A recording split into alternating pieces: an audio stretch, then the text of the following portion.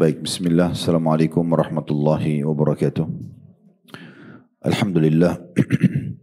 Wassalatu wassalamu ala rasulillah. Segala puji dan puja kehadirat Allah subhanahu wa ta'ala. Juga salawat dan taslim kepada Nabi besar Muhammad sallallahu alaihi wa ala alihi wa sahbihi wasallam. Seperti biasa, bila Allah SWT mudahkan, kita akan membedah buku dosa-dosa yang sering tidak disadari oleh kaum wanita yang ditulis oleh Syekh Abdullah bin Abdurrahman Al-Jibrin hafidhahullah. Dan kita akan masuk di poin terakhir ke-9 dari bab pertamanya, kesalahan dalam berdoa. Dan kesalahan dalam berdoa ini sudah kita bahas 8 poin di dalamnya ya. Dimulai dari halaman 3, pergi ke dukun, tukang sihir dan peramal. Dan ini banyak sekali orang yang menganggap ini adalah jalan pintas, lalu mereka pergi ke orang-orang ini. Padahal orang-orang ini adalah orang-orang yang mengajak kita pada perbuatan dosa yang paling besar, yang paling Allah benci, yaitu kesyirikan. Menyekutukan Allah subhanahu wa ta'ala dengan jin-jin. Dan ini hukumnya haram. Dan sudah panjang lebar kita jelaskan tentang hukumnya dan bagaimana berobat dengan ruqyah syar'iyah. Dan bagaimana kita banyak bertawakal kepada Allah subhanahu wa ta'ala, berdoa, dan juga hal-hal yang dibolehkan secara syariat. Yang kedua, berziarah kubur dan sengaja mengadakan perjalanan jauh hanya untuk ziarah kubur. Ini bagi wanita, jadi dilarang di dalam agama. Sudah kita jelaskan tentang masalah hukum ziarah kubur pada kesempatan itu, dan mana yang boleh dan tidak boleh untuk kaum wanita. Dan yang ketiga, memulai ucapan salam kepada wanita-wanita kafirah dan saling berkasih sayang dengan mereka. Jadi kita tidak boleh memulai mengucapkan salam. Ya, sudah dipanjang lebar juga jelaskan masalah hukum salam, pahalanya dan seterusnya. Yang keempat, jahil atau tidak tahu tentang urusan agama dan enggan mempelajari ilmu syar'i. Ini juga sudah kita jelaskan pentingnya menghadiri majelis ilmu dan terus menggali ilmu agama serta menerapkan dalam kehidupan kita. Yang kelima, meratapi atau berteriak dan meraung-raung atau niyaha, memukul-mukul wajah dan merobek pakaian ketika ada yang meninggal dunia. Ini juga sudah kita jelaskan bagaimana seorang muslim bersikap kalau ada kematian yang dihadapi. Dan hari ini juga akan ada penyempurnaan bahasan masalah itu. Kemudian yang keenam, pergi ke negara-negara kafir tanpa ada kepentingan dengan alasan untuk studi atau pergi untuk berlibur ataupun berbulan madu. Ini sudah dijelaskan juga panjang lebar tentang pentingnya seorang muslimah lebih banyak ya berdiam di rumahnya atau di negaranya atau di kotanya kecuali darurat sekali. Yang ketujuh, meminta dengan paksa agar suami menggunakan pembantu atau baby sister, dan ini sudah kita jelaskan juga mana yang boleh dan bagaimana bermuamalah dengan suami dan mana yang tidak boleh. Tentu saja dengan meminta keridhaannya tanpa harus memaksakan, karena memang mengurus rumah kewajiban seorang wanita. Kalau suami mudahkan dengan adanya asisten rumah tangga, maka itu kemudahan, tapi bukan kewajiban bagi dia. Ya. Dan sudah kita jelaskan hukum-hukum syari berhubungan dengan masalah itu. Kemudian yang terakhir kita bahas pada pertemuan yang lalu, poin ke-8, mengejek dan menghina orang-orang muslim atau muslimah. Jadi tidak boleh sama sekali menghina pakaiannya, cara jalannya, paras wajahnya, kulitnya, atau apa saja yang berhubungan dengan ada pada diri seseorang, muslim atau orang kafir. Tetap tidak boleh kita menghina. Juga bersyukur kepada Allah kalau tidak ada pada diri kita, dan juga kita terus ya menjaga sikap agar tidak sampai menyinggung orang tersebut. Sekarang kita akan masuk poin ke-9 terakhir di bab yang pertama ini, masalah kesalahan dalam berdoa, dan kedepannya insya Allah setelah membahas poin ke-9 lanjutan kita kesalahan yang berhubungan dengan rukun-rukun Islam nanti pada pertemuan akan datang. Poin ke-9 ini, masalah kesalahan seputar doa. Sebagian kaum wanita mendoakan diri mereka ditimpa keburukan ketika ditimpa musibah. Dalam kurung yang tidak sadar dia hadapi. Saya langsung bacakan dulu dalilnya. Padahal Rasulullah SAW telah bersabda, la yatamannayanna ahadukumul mauta lidurrin nazala bihi. Fa in kana la budda mutamanniyan falyaqul Allahumma ahyini ma kanatil hayatu khairan li wa tawaffani idza kanatil wafatu khairan li. Yang artinya, janganlah seseorang dari kalian mengharapkan kematian hanya karena musibah yang menimpahnya. Kalau dia memang harus berharap atau berdoa, hendaklah dia mengatakan, ya Allah, hidupkanlah aku selama kehidupan itu lebih baik untukku, dan matikanlah aku apabila kematian itu lebih baik untukku. dalam kurung muttafaqun alaih, artinya diriwayatkan oleh Bukhari dan juga Muslim. Kita coba dulu masuk ke rincian apa yang ditulis oleh penulis di sini, baru kemudian kita tambahkan dengan penjelasan atau syarah ya, dari luar buku kita tentunya. Dari judul ini, penulis mengatakan sebagian kaum wanita. Berarti bukan semua, tapi sebagian kaum wanita. Dan kenapa disebutkan kaum wanita? Karena buku ini memang beliau khususkan menyinggung kesalahan sekitar kaum wanita. Walaupun kaum laki-laki juga ada yang melakukan. Tetapi ini lebih didominasi oleh kaum wanita. Biasanya karena dominan perasaan sehingga mereka sulit untuk menerima kenyataan. Apakah ditimpa penyakit, apakah tidak berhasil mendapatkan apa yang sedang dia jadikan sebagai target, makanannya, pakaiannya, apa saja. Kemudian juga lebih mudah kecewa, kadang-kadang terbawa dengan perasaan. Begitu juga dengan hal-hal yang lainnya. Karena lebih dominasi dengan perasaan, makanya dikatakan sebagian kaum wanita. Ya. Saya pernah jelaskan poin penting yang pernah disebutkan oleh Profesor Dr. Sulaiman Rahidi Hafidhahullah, salah satu guru kami. Beliau mengatakan ada susunan dalam kehidupan kita. Yang pertama perasaan. Ini yang paling dasar. Semua orang punya perasaan. Perasaan suka, perasaan benci, ya. Pada makanan, pada minuman, pada orang, pada cuaca, pada apa saja itu ya. Ada perasaan. Namun perasaan ini tidak bisa dibiarkan berdiri sendiri. Dia bisa positif kalau muncul perasaan itu misalnya pada hal-hal yang berbau menambah keimanan. Perasaan sayang ya, saya semalam tidak sempat sholat malam misal. Saya tidak sempat haji, umroh, sedekah, hafal Quran misal. Atau maksimal bakti dengan orang tua, atau berbuat baik tadi sama orang miskin saya temuin di jalan. Ini perasaan positif. Ini pada tempatnya. Ya. Tetapi banyak orang menyalahgunakan pada hal yang lain. Kecewa pada hal yang tidak perlu. Sedikit pasangannya terlambat memenuhi kebutuhannya, sedikit saja temannya mungkin sempat mengecewakan, sudah cukup membuat itu berlarut-larut, ya, kedendam dan rasa bencinya misalnya, atau kehilangan urusan dunia atau kesempatan maksiat. Lalu kemudian dia terbawa perasaan menganggap itu adalah sebuah penyesalan. Kenapa tidak jadi berzina, kenapa enggak jadi mencuri, kenapa enggak jadi menipu dan segala macam. Nah, ini bukan pada tempatnya. Makanya perasaan ini butuh penopang. Penopangnya kata beliau adalah akal. Jadi setiap kali muncul perasaan, hadapkan dengan akal kita. Nanti akal akan menjadi pengontrol perasaan. Misal, ibu dan bapak sekalian punya perasaan pengen sekali menikmati kembali nasi goreng yang pernah dimakan di Semarang. Misal, kita lagi di Jakarta, muncul perasaan pengen ya, itu kan perasaan kita, pengen makan. Hadapkan dengan akal. Akal akan memberikan gambaran, Semarang jauh, harus pakai pesawat. Akal itu akan berbicara dengan perasaan kita, mengontrolnya. Itu masuk akal atau tidak? Kalau kita kebetulan lagi di Semarang, biasanya termudahkan, oh memang lagi di tempat itu, tinggal jalan kok, tinggal 15 menit naik mobil sampai. Biasanya didukung oleh akal tuh. Kita akhirnya lebih mudah untuk pergi. Tapi kalau perasaan sama akal lagi bentrok, maka akan muncul sesuatu yang bergoncang dalam diri kita, kerjakan gak ya? Nah gitu. Tapi akal akan terus saja mengontrol perasaan, memang sudah seperti itu. Makanya selalu hadapkan dengan akal. Sekarang bapak ibu misalnya, terutama ibu-ibu, menghadapi tetangganya yang kebetulan lebih luas rezekinya. Rumahnya lebih luas, pakaiannya lebih bagus, mobilnya lebih bagus, perasaannya kok iya kenapa dia begitu. Hadapkan dengan akal, realitanya ya sudah, memang itu haknya dia, memang rezekinya dia. Ya sudah saya tinggal syukuri dan nikmati yang ini. Kalau dihadapkan dengan akal akan terkontrol perasaan itu. Nah ini kaidah dasar yang harus difahami. Perasaan harus dikontrol oleh akal. Akal dikontrol oleh syariat. Ini yang paling di atas. Syariat Allah subhanahu wa ta'ala akan mengontrol akal manusia. Karena kalau tidak, akal itu akan kemana-mana juga. Orang-orang ateis, karena terlalu tanda kutip mentuhankan akal mereka, akhirnya mereka jauh. Gak masuk akal ada Tuhan. Tuhan gak kelihatan kok. Ya udah gak usah kita yakini ada Tuhan. Kalau ada tolong nampakkan dan seterusnya. Nah ini karena mereka mentuhankan akal. Makanya akal itu dikontrol oleh syariat. Dan syariat berarti mengontrol akal dan perasaan itu sendiri. Artinya mana yang dibolehkan oleh syariat, akal dan perasaan boleh menikmatinya dan menjalankan. Kalau tidak dibolehkan maka ditinggalkan. Selesai.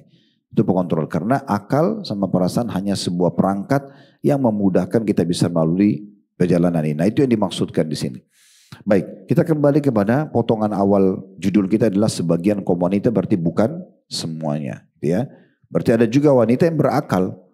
Dia kontrol perasaannya dengan akalnya dan dia selalu terbawa dengan hukum syariat Allah Subhanahu wa taala. Maka tidak masuk dalam bahasan kita. Kemudian yang kedua, mendoakan diri sendiri mereka ditimpa keburukan ketika ditimpa musibah. Di sini yang dimaksud adalah selalu mengucapkan kata-kata walaupun dia tidak niat itu adalah doa, tapi dia tidak sadar itu jadi doa. Ya. Kita mengatakan saja, misalnya kita konsumsi makanan enak ya, bahasa enak ini itu bisa jadi doa. Ya. Enak ya tinggal di rumah sini, enak ya makan ini, enak ya baju ini, itu sebenarnya doa. Walaupun itu ucapan positif doa. Atau gak enak nih makanan, gak enak tinggal di sini, itu juga bisa jadi doa. Ya. Sensitif sekali, karena doa sebenarnya apapun yang orang ucapkan, baik atau buruk untuk diri dia atau lingkungannya. Menilai baik atau buruk untuk lingkungannya. Makanya kita dianjurkan, walaupun sesuatu itu kita tidak sukai, dari sikap pasangan, sikap anak-anak, sikap teman-teman, doakan tetap kebaikan. Semoga Allah berikan hidayah, semoga Allah mengubahnya, semoga Allah memperbaiki, itu yang kita ucapkan. Ya. Jangan ucapkan kepada anak yang aktif, kok kamu nakal sekali, bisa jadi doa. Lebih baik kita bilang semoga Allah berikan kau hidayah nak bisa berubah. Nah, ucapan-ucapan ini penting sekali. Itu yang dimaksud dengan doa. Jadi jangan Bapak Ibu bayangkan doa itu berarti hanya saya pakai mukena, ibu-ibu misalnya duduk di sejadah, angkat tangan, baru dianggap bagi doa. Doa itu semua kita ucapkan. Ya, bisa menjadi doa. Sekarang kita lihat ada orang yang punya kelebihan, kendaraannya bagus, Allah berikan kelebihan fisik. Kita boleh berdoa mengatakan, ya semoga Allah berikan juga kepadaku seperti dia misalnya. Bisa jadi doa. Atau kita malah mengolok-olok orang. Mengatakan, oh kok jelek banget ya orang itu, kok begini ya, kok begitu. Tanpa kita sadari sebenarnya kita sedang berdoa. Karena kata Nabi SAW, siapapun yang mengucapkan sebuah kata-kata untuk saudaranya, baik atau buruk, maka malaikat di atas kepalanya akan mengatakan, wala kamithlu, kau akan dapat yang sama. Jadi kita hindari. Ini pernah kita jelaskan di poin tentang yang lalu ya. Mengejek dan menghina seorang muslim. Kalau masih ingat, syamata. Syamata artinya merendahkan orang lain ya.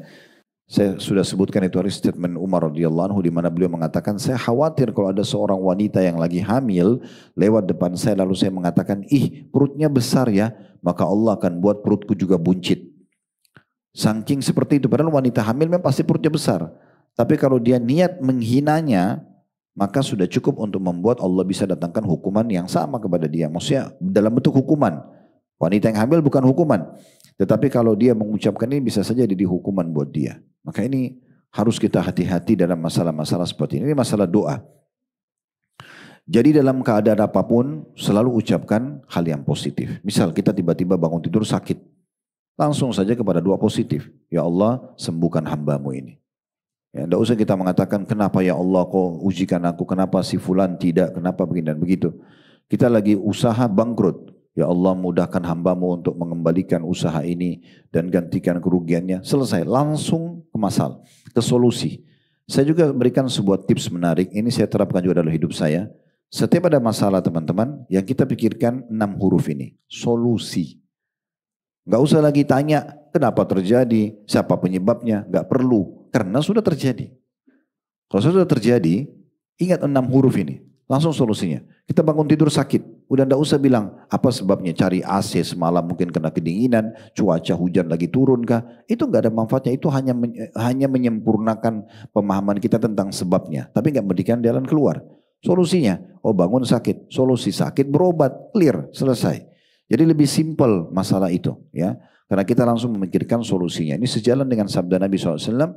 Kalau kalian tertimpa sesuatu, jangan ucapkan la qadarallahu wa ma syaa fa'al. Allah sudah lakukan, takdirkan dan Allah kerjakan atau Allah lakukan apa yang Allah inginkan. Jangan kalian membuka pintu lau kalau seandainya. Karena lau membuka pintu syaitan. Ini kita bicara kalau sudah terjadi, ya.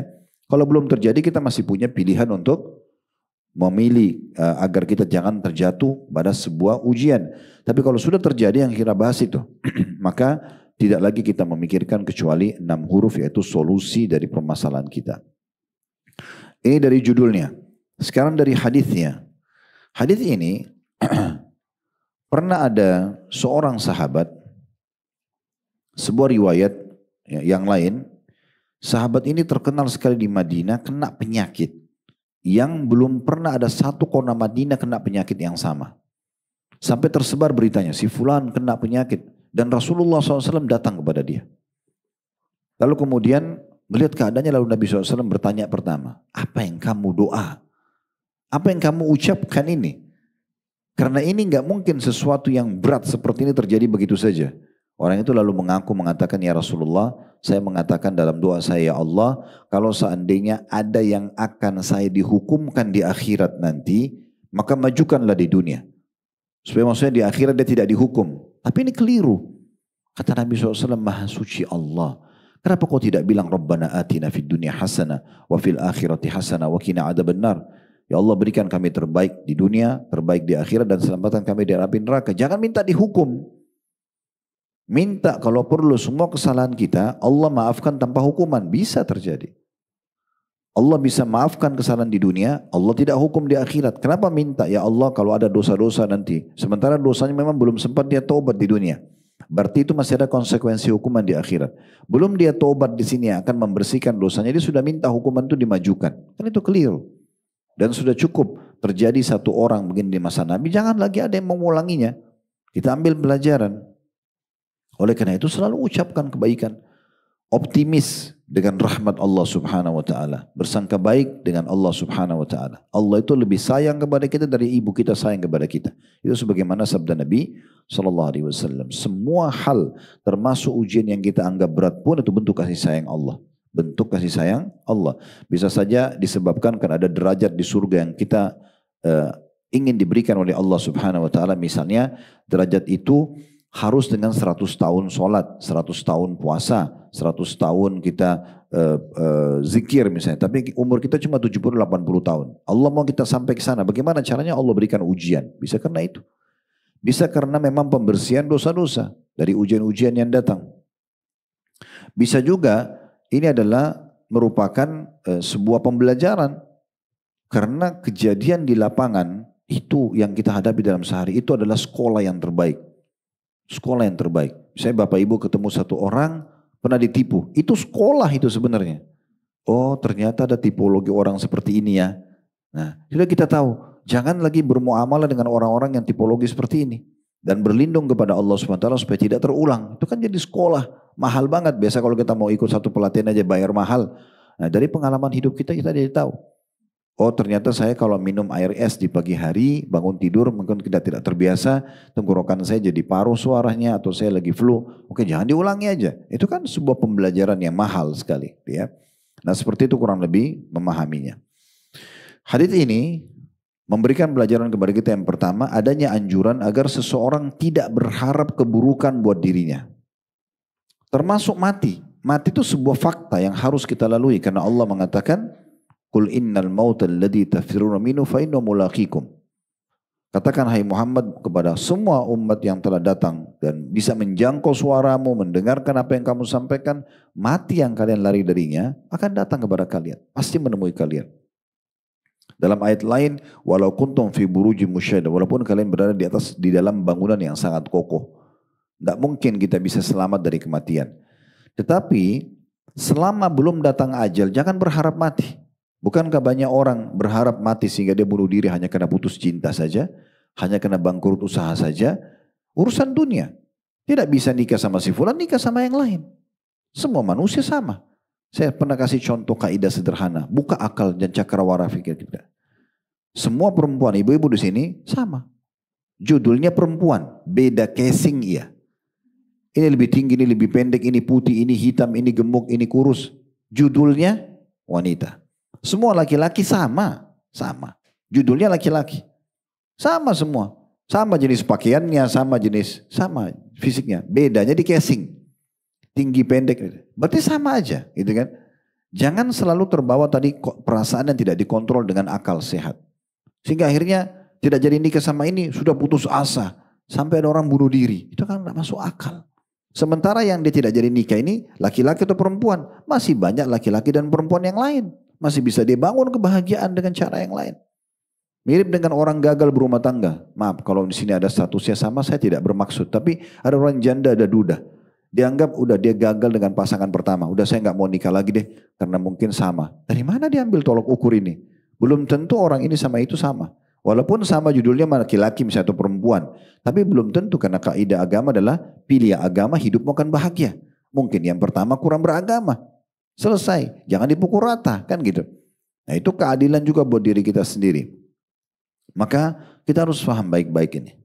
Baik kembali kepada poin tadi. Walaupun mati itu adalah sebuah fakta dan data yang tidak bisa kita hindari.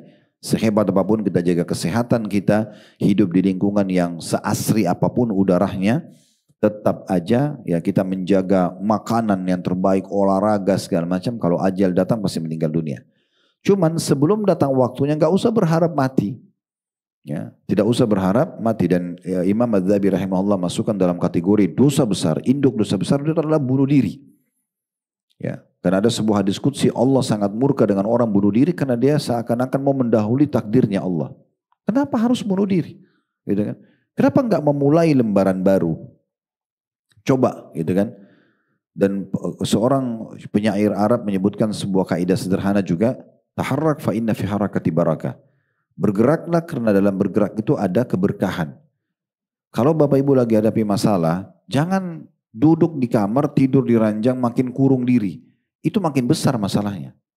Bergerak, keluar, hirup udara, temuin orang, gitu ya. Keluar, ya. Karena itu akan membuat kita jadi membuka lembaran baru. Menghirup udara baru, melihat cahaya matahari, berbaur sama orang, berbaur, keluar. Maka itu salah satu hal yang sederhana. Banyak orang akhirnya dikuasai oleh syaitan, bahkan tidak pergi sholat di masjid, mungkin terlambat tidak sholat berjamaah, hanya karena mengurung dirinya di kamar yang tidak ada manfaatnya sama sekali buat dia. Dan kamu seorang muslim tidak ada ini. Ya, seorang muslim itu hari ini terjadi masalah, hari ini selesai masalahnya. Karena dia tahu Allah sedang uji dia harus bersabar, selesai. Udah dia nikmatin prosesnya. Nanti akan kita jelaskan panjang lebar pada kesempatan ini tentang masalah sabar dan bagaimana buahnya, bagaimana hasilnya. Karena ini semua sebenarnya lingkupnya kembali kepada bagaimana kita bersabar dalam menghadapi ujian-ujian. Jadi jangan pernah berharap kematian kecuali sudah datang waktunya. Apapun permasalahan yang sedang kita hadapi, kecilkan di mata kita. Sambil berlindung kepada Allah SWT dari masalah itu, minta jalan keluarnya. Allah akan berikan. Allah janjikan, fa inna ma'al usri yusra. Di setiap kesulitan akan ada kemudahan. Diulangi lagi, inna ma'al usri yusra. Inna ini harfu ta'kid, digunakan sebagai huruf yang memastikan sesuatu. Inna, anna, lakinna dan saudara-saudaranya ini disilakan dengan inna wa akhwatuha. Ya, ini semua harfu ta'kid, memastikan. Inna ma'al usri yusra, pasti tidak ada keraguan. Janji Allah di setiap kesulitan akan ada kemudahan. Akan ada akhir jalan daripada ujian tersebut. Jadi nikmati saja prosesnya. Ingat perkataan Umar radhiyallahu anhu, orang kalau sedang diuji cuma dua keadaan. Yang satu beruntung, yang satu rugi. Yang beruntung adalah dia bisa terima itu keputusan Allah. Maka dia dapat pahala dengan musibahnya, dia mudah melaluinya, karena dia tahu ini ada pahalanya, dan dia akan dapat jalan keluarnya. Ini yang untung. Yang rugi adalah dia tidak bisa terima. Bangun tidur sakit, ditipu orang, wah ngomel-ngomel, ngoceh-ngoceh, segala macam, gak ada manfaatnya. Dia seakan-akan memungkiri takdir yang Allah sudah tentukan dan tidak bisa terima. Kalau ada nikmat dia terima, tapi ujian dia tidak bisa terima. Gimana caranya? Maka ini dia akan dapat dosa. Dia sedang memungkiri takdirnya Allah. Yang kedua sulit melaluinya. Karena selalu hidupnya keluh kesah. Yang terakhir tidak menemukan jalan keluarnya. Jadi kita mau pilih yang mana gitu ya. Pakai akal sehat kita dan gunakan syariat Allah sebagai pemandu hidup, maka kita akan tenang. Atau kita akan sembrono dalam hidup, tidak jelas alur hidupnya. Makanya Nabi SAW mengatakan, jangan seseorang dari kalian mengharapkan kematian hanya karena musibah yang menimpahnya. Kecil semua. Musibah yang paling besar bagi seorang muslim, hilangnya iman dan Islamnya. Selain daripada ini kecil semuanya. Mau makanan, minuman, pakaian, pernikahan, bisnis, itu omong kosong. Semuanya itu kecil, bisa didapatkan. Gagal di sini mulai di sana, gagal di sana mulai di sini, selesai. Tapi kalau sudah Islam dan iman yang hilang sebagai panduan hidup, ini baru musibah. Ya. Makanya Sa'id bin Musayyib rahimahullah, seorang ulama tabi'in mengatakan, aku telah bertemu dengan satu generasi, maksudnya para sahabat Nabi, yang tidak pernah peduli kalau mereka kehilangan dunia walaupun sebesar apapun bentuknya. Mau uang hilang, mau apa, tidak peduli. Tapi mereka akan merasa kehilangan sekali kalau mereka kehilangan satu kali sholat, sunnatul fajr, sholat sunnah sebelum subuh. Karena itu bahaya urusannya masalah Islam dan iman walaupun hukumnya sunnah. Itu bagi mereka musibah. Yang lain bukan musibah. Nah itu kecil bagi mereka. Kemudian pelajaran yang selanjutnya dari hadis ini adalah pentingnya seseorang kalau betul-betul sudah sangat tertekan dengan musibah yang dia hadapi dan jangan dia berharap kematian, dia ucapkan doa yang Nabi ajarkan. Allahumma ahini ma kanatil hayatu khairan li. Ya Allah hidupkan aku kalau kalau kehidupan lebih baik bagi aku. Wa tawaffani idza kanatil wafatu khairan li. Wafatkan aku kalau kematian lebih baik buat aku. Ini juga bagian daripada potongan doa yang menarik kalau kita ucapkan ya. Ya, kita berdoa kepada Allah Subhanahu wa taala agar dihidupkan selama kehidupan itu baik buat kita. Kalau selama saya hidup lagi Allah ke depannya ini, ternyata amal soleh saya bertambah, iman saya bertambah, semuanya saya hidupkan ya Allah. Tapi kalau setelah ini ternyata saya malah terjerumus dalam dosa, pelanggaran-pelanggaran yang sudah wafatkan saya. Itu pada saat orang sudah kena penyakit yang sangat kronis misalnya ya, atau misalnya dia sedang ditimpa ujian yang sangat berat, dia usaha bangkrut semuanya. Kemudian dia tidak tahu habis ambil langkah apa. Ya Allah kalau ke depannya hidup saya lebih baik hidupkan. Kalau wafat lebih baik maka wafatkan. Nah seperti itu. Itu pun darurat. Bukan ini opsi pertama, ini opsi kedua. Ya kalau betul-betul kata Nabi SAW, labud harus dia ucapkan, maka dia ucapkan ini. Jangan dia berharap kematian. Dan itu juga sejalan dengan makna sabda Nabi SAW kepada para sahabat pada saat mereka tiba di Khaybar. Di mana mereka sudah tiba di benteng orang-orang Yahudi. Tiba di benteng orang-orang Yahudi. Lalu kemudian mereka teriak-teriak. Seraya mereka mengatakan Allahu Akbar, Allahu Akbar. Jadi seakan-akan mereka sangat senang karena bertemu dengan musuh. Walaupun ini niatnya baik. Niatnya supaya bisa berperang di jalan Allah. Kalau terbunuh mati syahid. Tapi apa kata Nabi SAW? Kecilkan suara kalian dalam bertakbir. Karena yang sedang kalian seru zat yang tidak tuli. Allah dengar, gak usah teriak-teriak. Dan jangan pernah kalian berharap bertemu dengan musuh. Ya. Berharap musuh dengar pergi. Jangan berharap perang. Tetap kita jalankan tapi jangan berharap peperangan. Tapi kalau berhadapan dengan musuh, kokohkan kaki kalian. Sabar di saat itu kita hadapi. Nah seperti itu ya. Berarti di sini ada sebuah hikmah besar. Jangan kita berharap diri kita menghadapi ujian, menghadapi masalah. Dan kita berharap menghindar. Allah selalu selamatkan. Tapi kalau sedang menimpa kita, kita bersabar. Nah itu poinnya. Baik sekarang kita coba akan masuk lebih dalam mengambil sebuah intisari dari semua bahasan tadi adalah musibah yang datang gitu ya. Kita bersabar. Kemudian jangan buru-buru berdoa, kita bersabar. Kalaupun harus mengucapkan doa, maka ada doa yang diajarkan oleh Nabi SAW. Nah ini sebenarnya tentang bicara masalah kesabaran. Baik kita akan berikan dulu gambaran definisi masalah sabar ya. Sabar itu artinya menerima keputusan Allah sebagai ujian yang merupakan kelaziman dalam kehidupan dunia. Lalu berusaha mencari jalan keluarnya. Artinya memang ujian itu pasti datang. Gak mungkin kita hidup di dunia ini gak diuji, gak mungkin. Hikmahnya banyak sekali. Supaya kita tahu kita punya Tuhan yang mengatur seluruhnya ini. Sehingga kita kembali kepadanya, gitu kan? Sebagai pembelajaran dalam hidup, sehingga kita tidak terjerumus pada kesalahan yang sama, sebagai pencatatan pahala yang ekstra, karena dari ujian juga ada pahalanya dengan bersabar, sebagaimana kalau nikmat ada kita bersyukur, dan yang terakhir adalah bagaimana kita bisa meraih derajat di surga dengan kesabaran itu. Landasan hukumnya adalah surah Al-Baqarah, surah nomor 2 ayat 155. Di mana Allah Subhanahu wa taala memastikan memang akan ada ujian-ujian di dalam hidup kita. Al-Baqarah 155 ini berbunyi walanabluwannakum bisyai'in minal khaufi wal ju'i wa naqsin minal amwali wal anfusi wath thamarat wa basyiris sabirin. Sungguh akan kami berikan cobaan kepadamu selama di dunia. Dari nabi-nabi sampai manusia biasa, laki-laki dan perempuan, semua akan kena cobaan ini. Allah mengatakan, sungguh benar-benar maksudnya. Akan kami berikan cobaan kepadamu secara individu. Semua akan dapat cobaan ini. Dari sedikit. Nah, kenapa Allah katakan sedikit? Karena tidak terus-menerus. Di waktu tertentu saja. Sedikit ketakutan, kekhawatiran. Dalam hidup kita berapa kali kita lalui kadang-kadang kita punya kekhawatiran. Itu ujian dari Allah Subhanahu wa taala, ya. Dan itu bisa hilang dengan keyakinan kalau Allah ada, Allah maha melihat, Allah bisa membantu, Allah bisa kasih jalan keluar. Kemudian kelaparan, hampir tiap hari kita rasa lapar. Itu ujian juga, walaupun kita langsung bisa hilangkan pada saat kita punya makanan, tetapi kan sempat merasakan lapar. Ya. Kemudian juga kekurangan harta. Ya, kalaupun kita sudah punya kelebihan harta, ada orang lain lebih kaya dari kita. Sehingga kita melihat harta kita lebih kurang. Itu juga bentuk ujian. Atau memang ada yang kita harapkan, mungkin tidak semua tentunya yang kita harapkan kita bisa dapatkan. Gitu ya. Kecuali sebagian kecil dari orang. Kadang-kadang kita pengen kendaraan, kita pengen rumah, kita pengen ini. Masih ada yang belum dikasih sama Allah. Ujian, sabar. Dan juga jiwa. Artinya ada orang-orang yang kita cintai, orang tua kita misalnya meninggal. Anak meninggal, pasangan meninggal, itu bisa terjadi. Dan juga hasil panen buah-buahan. Walaupun kita sudah berusaha untuk bercocok tanam dengan bibit dan tanah yang paling bagus kualitasnya, kadang-kadang gagal hasil panennya. Ya, ujian dari Allah Subhanahu wa taala, dan Allah mengatakan beritakanlah berita gembira kepada orang-orang yang sabar. Dan sudah kita sebutkan definisinya, menerima keputusan Allah. Kemudian ikhtiar mencari jalan keluar.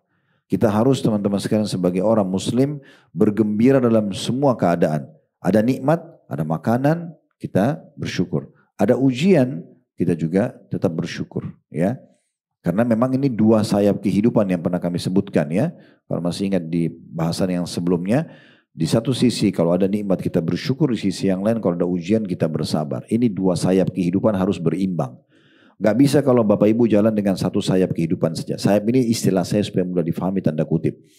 Jadi kalau misalnya ada makanan, ada minuman, ada kesehatan, terus kita bersyukur. Tapi begitu diuji sakit, gangguan orang, gak bisa terima. Ini gak berimbang hidupnya. Atau ada orang saat miskin, saat sakit dia bersabar. Begitu Allah kasih kekayaan sedikit, Allah sembuhkan, langsung gak bersyukur. Kufur nikmat. Ini juga gak berimbang. Jadi kita harus berada di antara keduanya. Ini yang disebutkan oleh Nabi SAW dalam hadis yang sangat masyhur ya. Diriwayatkan oleh Imam Muslim, ajaban li amril mu'min. Sungguh mengagumkan perkara seorang mukmin itu. Secara individu, semua laki-laki dan perempuan sama. Mengagumkan perkara mereka. Bagaimana ceritanya? Inna amrahu kullahu khair. Karena semua urusannya akan jadi baik. Walaysa dzaka li ahadin illa lil mu'min. Dan itu tidak dimiliki kecuali orang beriman. Artinya kalau tidak Anda miliki ini berarti Anda masih belum ragu dengan keimanan Anda. Karena ini tolok ukur orang beriman begini sifatnya. Apa itu? In asabathu sarra syakar. Kalau dia diberikan nikmat dia selalu bersyukur. Kemarin baru kami adakan tablik akbar serial Nabi. Yang ketiga itu Nabi Nuh alaihissalam. Di Blok M kemarin Sabtu kedua. Setiap Sabtu kedua selepas duhur sampai asar. Salah satu pujian Allah Subhanahu wa taala kepada Nabi Nuh alaihissalam, seingat saya di surah Isra surah 17 ayat 3, innahu kana 'abdan syakura. Dia adalah hamba yang suka sekali bersyukur. Disebutkan oleh Ibnu Katsir, Nabi Nuh alaihissalam bersyukur sepanjang waktunya. Kita kalau makan, kita syukurnya kapan? Habis makan. Nabi Nuh tidak, dari awal makan sampai akhir makan sampai ke makanan yang selanjutnya syukur terus. Alhamdulillah, Alhamdulillah, sambil makan Alhamdulillah, selesai makan Alhamdulillah, tidak pernah berhenti. Maka Allah puji sebagai hamba yang syakur, yang suka bersyukur. Itu cirinya orang beriman. Maka caranya supaya kita bersyukur teman-teman sekalian, ini sebuah tips juga menarik, besarkan nikmat Allah. Seteguk air itu nikmat yang besar. Berapa banyak orang yang tidak bisa teguk air seperti kita. Dan bagaimana haus kita bisa hilang beberapa jam ke depan hanya dengan minum segelas air misalnya. Itu nikmat yang sangat besar, kadang-kadang orang kecilkan. Padahal sebenarnya ini nikmat yang sangat besar. Jadi semua besarkan. Nanti Anda nikmatin makanan-makanan disiapkan tuan rumah misalnya. Setiap kue yang Anda makan, jangan cuma habis targetnya. Bagaimana Anda nikmati kan gitu. Kita kalau nikmati itu beda sekali. Kita rasakan, ya kita nikmatin, maka satu kue itu berasa sekali semuanya. Karena bukan targetnya menghabiskan, tapi targetnya kita menikmati. Beda niat, beda rasa. Ya, akan beda seperti itu. Kalau orang selalu tergesa-gesa semuanya, makannya, minumnya, mandinya, ngobrol misalnya, atau biologisnya, atau ini dia tidak akan nikmati. Akan hilang begitu saja, sayang gitu. Berlalu hanya seperti sebuah kebutuhan. Makanya caranya supaya kita syukuri, Kita besarkan nikmat itu walaupun kecil. Dan orang yang membiasakan diri membesarkan nikmat yang kecil, maka nikmat yang besar akan jadi besar secara otomatis, gitu kan? Mulai dari tegukan air, mulai dari sepotong roti, sebuah atau sebutir buah misalnya dan seterusnya. Kemudian kata Nabi SAW, fakana khairan lah. Dan itu akan jadi baik buat dia. Karena dia selalu syukuri nikmat yang ada dan dibesarkan nikmat itu. Ibu dan bapak sekalian kalau pulang ke rumah sementara habis kajian, lihat rumah itu, setiap sudutnya. Lihat, besarkan nikmat itu. Fikirkan berapa banyak orang di luar sana yang tidak punya tempat tinggal. Saya berapa kali lewatin jalan-jalan kita di Indonesia. Itu hari sempat saya di Surabaya jalan di samping kali ada orang sekeluarga, suami, istri, anaknya 3, tinggal di bawah naungan pohon, hanya pakai kardus. Sama anak-anaknya. Gak ada tempat tinggal. Pertemukan itu dengan kondisi kita yang ada di rumah. Jangan lihat orang yang lebih besar nikmatnya. Anda tinggal di rumah ukuran 30, 40 meter, 60 meter, 70 meter. Anda lihat orang yang punya rumah 200 meter. Tidak akan bersyukur. Tidak akan bersyukur. Ya. Lihat orang yang lebih di bawah kita. Seperti itu kurang lebih gambarannya. Baru bisa itu sabda Nabi SAW dalam hadis. Kalau kalian diberikan nikmat, lihat orang yang di bawah kalian, maka akan lebih memudahkan kalian bersyukur. Gitu ya. Jadi seperti itu. Pertemukan teman-teman yang di sini yang Allah masih kasih asisten rumah tangga. Mereka kerja bantu Anda 1 bulan. Cuci baju, pel, sapu dan segala macam lah. Masak. Digaji 2 juta, 3 juta rupiah per bulan. Anda mungkin 2-3 juta Anda bisa dapatkan dengan sangat mudah dari suami. Atau misalnya dari bisnis yang Anda kembangkan. Berapa besar nikmatnya. Kan gitu. Supaya kita selalu bisa bersyukur. Karena itu akan membawa pada kebaikan. Sejalan dengan surah Ibrahim, la in syakartum la azidannakum. Kalau kalian bersyukur maka pasti aku akan tambah. Kemudian selanjutnya penutupan hadis mengatakan wa in asabathu darra'u sabar fakana khairan lah. Dan orang mukmin itu kalau ditimpa satu ujian dia bersabar. Dia terima itu keputusan Allah. Dia senang sebagaimana dia diberikan nikmat, maka itu akan lebih baik buat dia. Nah, ini dalam hadis. Kita kembali ke ayat Al-Quran lagi. Tadi baru kita bahas Al-Baqarah 155. Dan tadi itu jabaran hadis riwayat Muslim. Yang selanjutnya adalah masih surah Al-Baqarah ayat 214. Tentang adanya ujian yang Allah akan datangkan memang dalam kehidupan kita. Namun kita sudah diajarin cara menghadapi ujian tersebut dengan bersabar.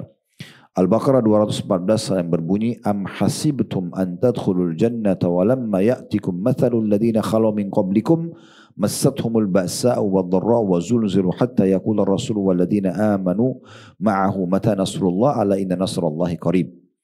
Apakah kamu mengira kalian semuanya, kita semua Allah ajak bicara. Nanti pun orang beriman yang akan datang sesudah kita meninggal sampai menjelang hari kiamat sama. Allah memberikan khitab pembicaraan ini kepada semua orang-orang beriman. Apakah kamu mengira bahwa kamu akan masuk ke dalam surga padahal belum datang kepadamu cobaan sebagaimana orang-orang terdahulu sebelum kamu. Mereka juga diuji. Mereka ditimpa malapetaka, kesengsaraan, serta digoncangkan dengan berbagai macam cobaan. Sehingga berkatalah Rasul dan orang-orang yang beriman bersamanya, bilakah datangnya pertolongan Allah? Maka Allah menekankan di akhir ayat, ingatlah sesungguhnya pertolongan Allah itu dekat. Ingatlah, sesungguhnya pertolongan Allah itu dekat. Dari ayat Al-Baqarah 214 kita ambil pelajaran bahwasanya akan datang ujian kepada kita. Namun ujian ini akan membuat ada hasil balasannya di surga. Makin Anda bersabar, maka makin tinggi derajatnya di surga. Yang ketiga, surah Al-Ankabut, surah nomor 29 ayat 2 sampai ayat 3. Bunyinya hasiban nasu an yutraku an yaqulu amanna wa hum la yuftanun. Apakah manusia itu mengira bahwasanya mereka dibiarkan saja mengatakan kami telah beriman, tanda kutip. Beriman berarti masuk surga, ya. Sedangkan mereka tidak diuji. Di ayat 3-nya walaqad fatanna alladhina min qablihim fala ya'lamanna Allahu alladhina shadaqu wa la ya'lamanna al-kadhibin. Dan sungguhnya kami telah menguji orang-orang yang beriman sebelum mereka. Sakit. Tadi ayatnya Al-Baqarah itu ya, 155. Kami akan berikan ujian. Ujian ini bukan berarti sesuatu harus yang menakutkan kita. Tapi Allah bilang sedikit rasa lapar, sedikit rasa takut, sedikit kehilangan harta, keluarga dan seterusnya. Dan sungguhnya kami telah menguji orang-orang sebelum mereka. Maka sungguhnya Allah mengetahui siapa orang yang jujur dengan keimanannya. Dia bisa bersyukur kalau ada nikmat, dia bisa bersabar kalau ada ujian. Dan sungguhnya dia Allah mengetahui orang-orang yang dusta. Kalau Bapak Ibu mengatakan, kenapa sih Ustaz harus ada ujian? Allah memang ciptakan begitu. Allah lebih tahu kenapa kita diuji. Kalau saya melihat ujian ini justru pilihan. Pilihan untuk orang-orang tertentu. Sekarang bukankah orang yang bisa masuk ya dan naik kelas di sekolah melalui ujian? Tidak mungkin orang semua di pinggir jalan yang tidak sekolah dipanggil untuk diuji. Mereka tidak terdaftar sebagai siswa dan siswi di situ. Mereka tidak terdaftar sebagai mahasiswa-mahasiswi, untuk apa diuji? Yang sudah ikut sekolah selama ini, kelas di sekolah SD, SMP, SMA atau di fakultas misalnya, atau di fakultasnya kalau dia kuliah, itu adalah pantas ikut ujian. Pantas mendapatkan setelah itu ijazahnya. Namanya harum di masyarakat. Sederhananya begitu. Ya, itu. Maka memang ujian ini adalah kebaikan. Makanya para nabi-nabi pun diuji. Terlebih lagi, seorang muslim bukan hanya hubungkan dengan masalah dunia, tapi urusannya di akhirat. Dengan ujian ini akan banyak derajat di surga yang didapatkan. Karena kesabaran kita. Makanya Allah sebutkan tentang ahli surga, ya, innama yuwaffas sabirun ajran bighairi hisab. Orang-orang sabar akan mendapatkan balasan tanpa ada hitungan lagi. Dan para malaikat akan berkata kepada ahli-ahli surga, bima sabartum. Masuklah kalian dalam surga ini dengan sambutan meriah karena kesabaran kalian. Sabar. Jadi setiap ada ujian sabar saja, gitu kan? Laluin, nikmatin prosesnya. Oh, Allah lagi uji saya. Diganggu orang, padam listrik, kita sempat lapar, ada harapan kita belum terpenuhi. Oh, alhamdulillah Allah lagi uji. Dan yakin Allah sedang melihat kita. Allah sedang menguji kita. Tadi di ayat yang kita bacakan, supaya Allah mengetahui siapa yang jujur dengan keimanannya dan siapa yang berdusta dengan keimanannya. Kalau betul yakin sama Allah, dia harus terima dong. Ya kan gitu. Kita sedang bekerja di satu perusahaan, pimpinan perusahaan kita mau atur bagaimanapun jam kerjanya atau apa saja, itu punya dia, hak dia, gitu kan. Atau kita bertamu di rumah orang, dia mau hidangkan apa saja, ya terserah, gitu kan.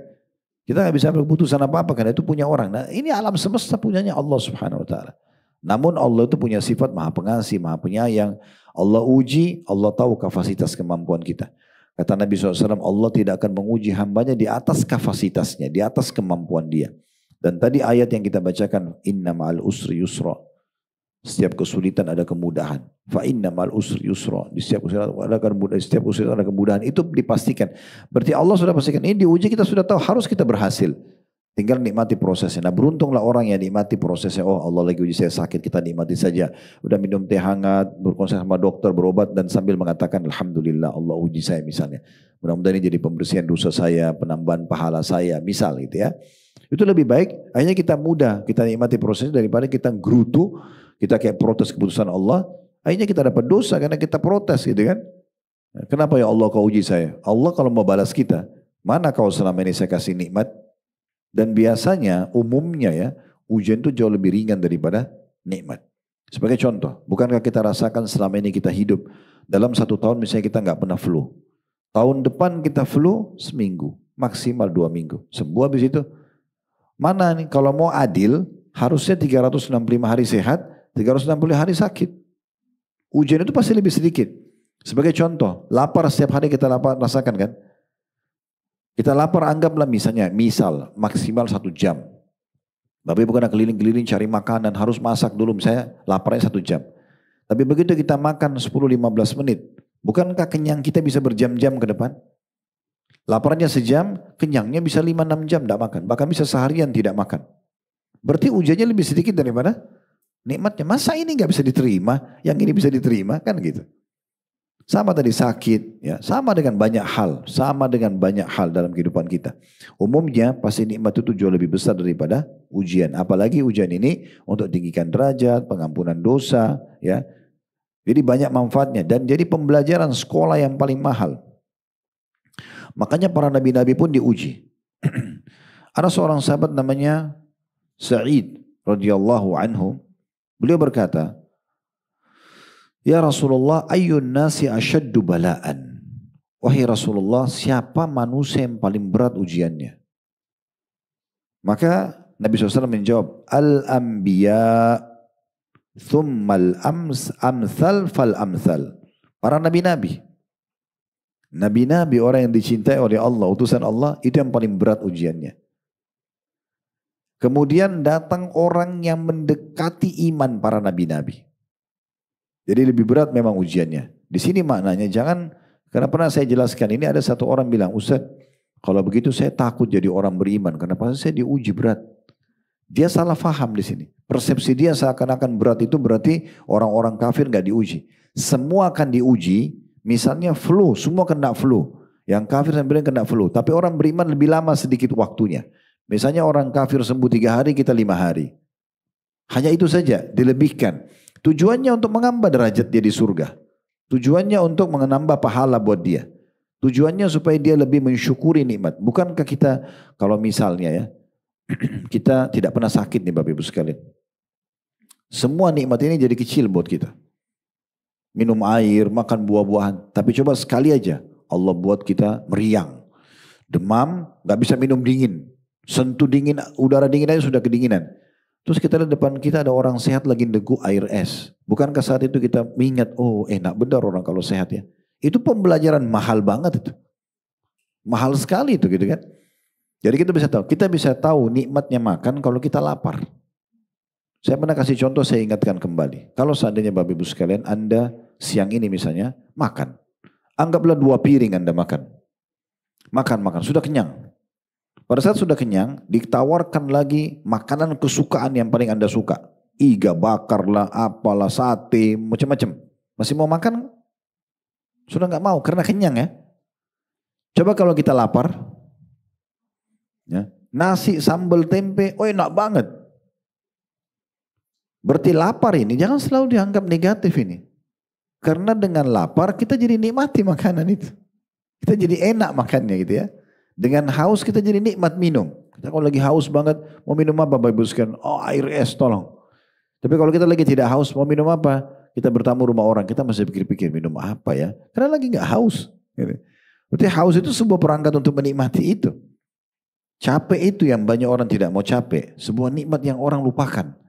Coba kalau dari pagi sampai malam kita tidur. Misal.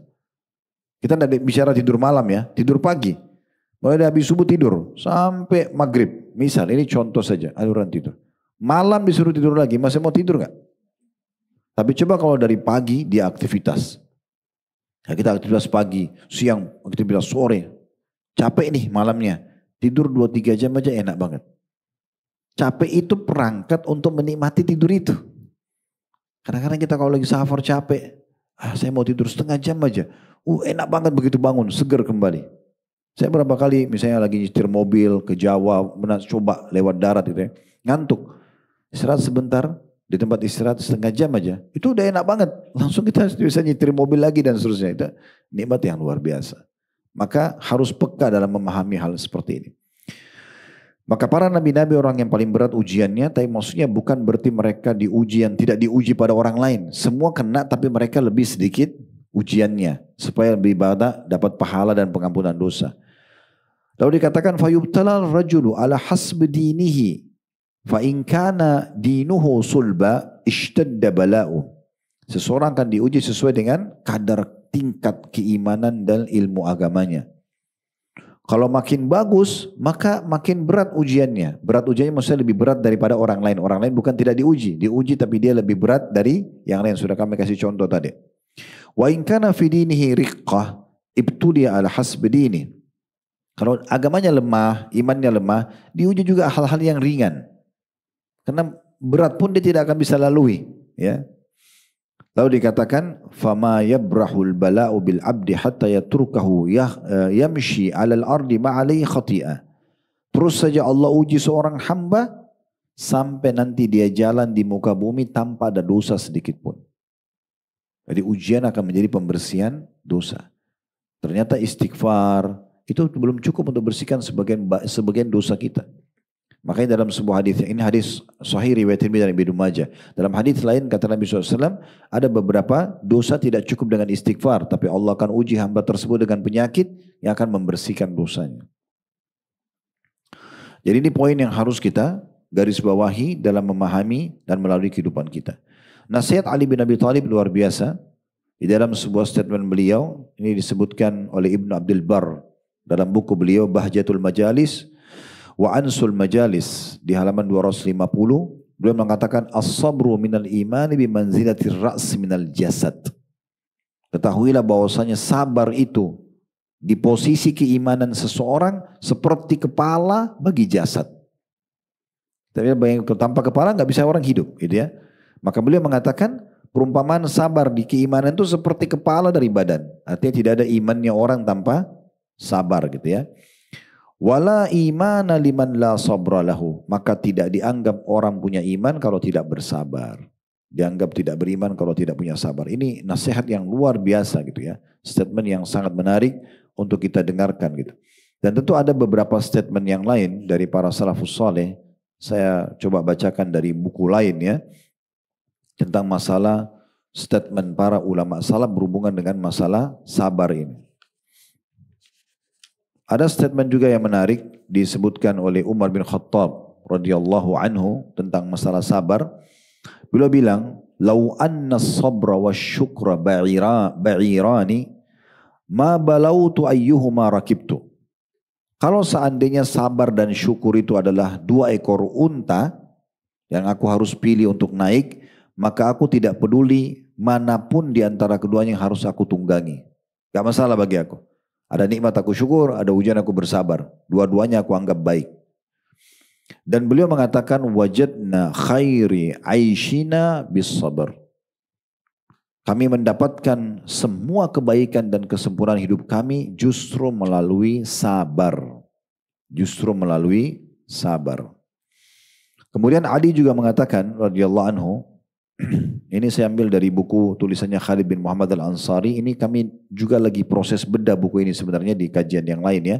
Keutamaan dan buah sabar. Serta faktor-faktor pendorong dan perusaknya dan contoh figur para penyabar. Namun statement ini saya menarik untuk kita hubungkan dengan bahasan kita. Kata Ali radhiyallahu anhu, as-sabru matiyatun la takbu wal qana'atu sayfun la yambu. Sabar adalah kendaraan yang tidak akan pernah terpeleset. Tidak pernah orang salah kalau pilih sabar itu. Tidak akan terpeleset. Dan sikap qana'ah, merasa cukup dengan apa yang Allah berikan, pedang yang tidak pernah meleset. Tidak pernah meleset juga.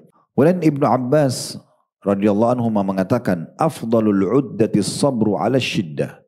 Perbekalan yang paling baik, paling sempurna adalah bersabar dalam menghadapi kesulitan.